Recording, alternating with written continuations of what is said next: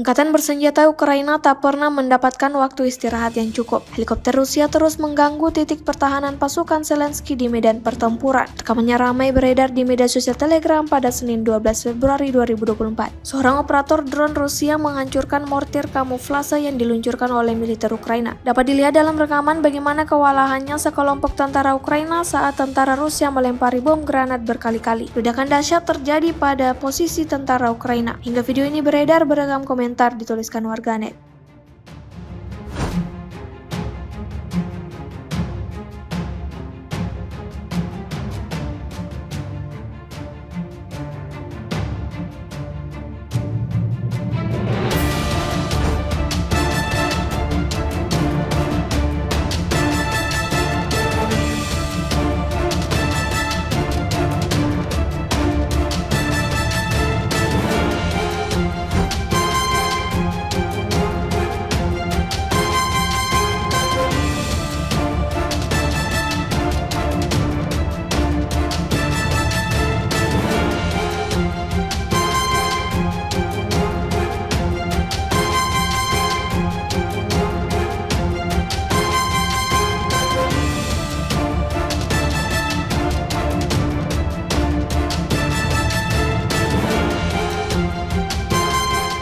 Download Tribun X sekarang, menghadirkan lokal menjadi Indonesia.